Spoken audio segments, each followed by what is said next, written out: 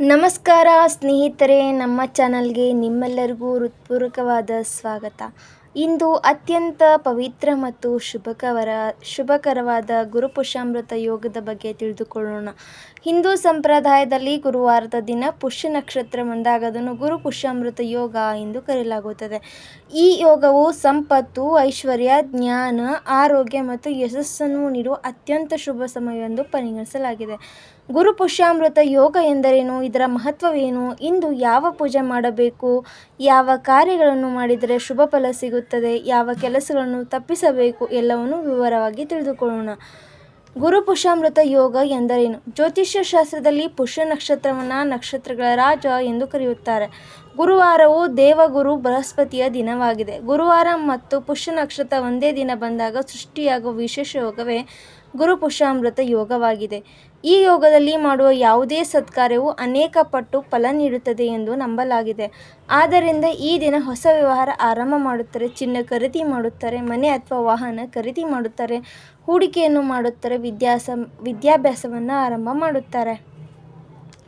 ಪೌರಾಣಿಕ ಮಹತ್ವವೇನಿದೆ ಎಂದರೆ, ಪುರಾಣಗಳಲ್ಲಿ ದೇವಗುರು ಬೃಹಸ್ಪತಿ ಜ್ಞಾನ, ಧರ್ಮ ಮತ್ತು ಸಮೃದ್ಧಿಯ ಸಂಕೇತವಾಗಿದ್ದಾರೆ. ಪುಷ್ಯ ನಕ್ಷತ್ರವು ದೇವತೆಗಳ ಆಶೀರ್ವಾದವನ್ನು ಪಡೆಯುವ ನಕ್ಷತ್ರವಾಗಿದೆ. ಈ ಎರಡರ ಸಂಯೋಗದಿಂದ ಮಾನವನ ಜೀವನದಲ್ಲಿ ಆರ್ಥಿಕ ಪ್ರಗತಿ, ಕುಟುಂಬ ಸುಖ, ಆರೋಗ್ಯ, ಆಧ್ಯಾತ್ಮಿಕ ಬೆಳವಣಿಗೆ ಹೆಚ್ಚಾಗುತ್ತದೆ ಎಂದು ಹೇಳಲಾಗುತ್ತದೆ. ಆದ್ದರಿಂದ ಅನೇಕ ಜನರು ಈ ದಿನ ವಿಶೇಷ ಪೂಜೆಗಳನ್ನು ನಡೆಸುತ್ತಾರೆ.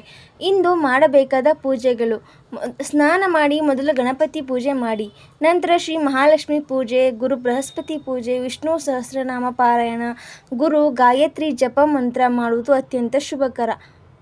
ಗುರು ಮಂತ್ರ ಇದಾಗಿದೆ: ಓಂ ಗ್ರಾಂ ಗ್ರೀಂ ಗ್ರೌಂ ಸಹ ಗುರುವೇ ನಮಃ.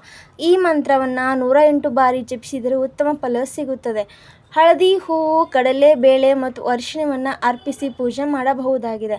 ಗುರು ಪುಷ್ಯಾಮೃತ ಯೋಗದಲ್ಲಿ ಏನು ಮಾಡಬೇಕು? ಈ ದಿನ ನಾವು ಚಿನ್ನವನ್ನು ಖರೀದಿಸಬಹುದಾಗಿದೆ, ಬ್ಯಾಂಕ್ನಲ್ಲಿ ಹೂಡಿಕೆ ಮಾಡಬಹುದಾಗಿದೆ, ಹೊಸ ಉದ್ಯಮವನ್ನು ಆರಂಭಿಸಬಹುದು, ಹೊಸ ಪುಸ್ತಕಗಳು ಅಥವಾ ವಿದ್ಯಾಭ್ಯಾಸ ಆರಂಭಿಸಬಹುದು, ಗುರುಗಳ ಆಶೀರ್ವಾದ ಪಡೆಯಬಹುದು, ದಾನ ಧರ್ಮ ಮಾಡಬಹುದು, ಬಡವರಿಗೆ ಆಹಾರ ದಾನ ಮಾಡಿದರೆ ವಿಶೇಷ ಪುಣ್ಯ ಲಭಿಸುತ್ತದೆ. ಈ ದಿನ ತಪ್ಪಿಸಬೇಕಾದ ಕೆಲಸಗಳು ಇದಾಗಿದೆ: ಜಗಳ ಮಾಡಬೇಡಿ, ಸುಳ್ಳು ಮಾತನಾಡಬೇಡಿ, ಹಿರಿಯರನ್ನು ಅವಮಾನಿಸಬೇಡಿ, ನಕಾರಾತ್ಮಕ ಚಿಂತನೆಯನ್ನು ಮೊದಲೇ ಮಾಡಬೇಡಿ, ವ್ಯರ್ಥ ಖರ್ಚು ತಪ್ಪಿಸಿ. ಈ ದಿನ ಸಕಾರಾತ್ಮಕ ಮನೋಭಾವವನ್ನು ಕಾಪಾಡಿಕೊಳ್ಳುವುದು ಬಹಳ ಮುಖ್ಯವಾಗಿದೆ. ವಿಶೇಷ ಪರಿಹಾರವೇನೆಂದರೆ, ಸಾಯಂಕಾಲ ಬಾಳೆ ಮರಕ್ಕೆ ನೀರು ಹಾಕಿ ಹಳದಿ ಹೂ ಅರ್ಪಿಸಿ.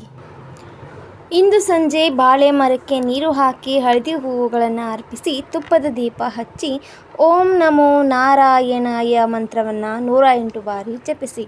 ಇದರಿಂದ ಗುರುದೋಷ ಕಡಿಮೆಯಾಗುತ್ತೆ ಹಾಗೂ ಜೀವನದಲ್ಲಿ ಯಶಸ್ಸು ಹೆಚ್ಚಾಗುತ್ತದೆ ಎಂದು ನಂಬಲಾಗುತ್ತದೆ.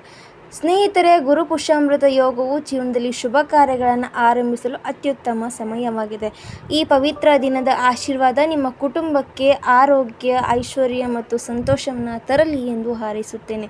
ವಿಡಿಯೋ ಇಷ್ಟವಾದರೆ ಲೈಕ್ ಮಾಡಿ, ಶೇರ್ ಮಾಡಿ ಮತ್ತು ನಮ್ಮ ಚಾನಲ್ ಡಿವೈನ್ ವೈಬ್ಸನ್ನು ಸಬ್ಸ್ಕ್ರೈಬ್ ಮಾಡಿ.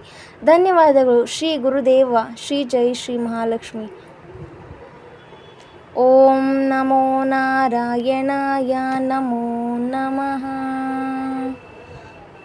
ಓಂ ನಮೋ ನಾರಾಯಣಾಯ ನಮೋ ನಮಃ.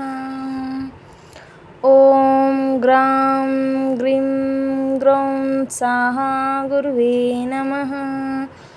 ಓಂ ಗ್ರಾಂ ಗ್ರೀಂ ಗ್ರೌಂ ಸಹ ಗುರುವೇ ನಮಃ.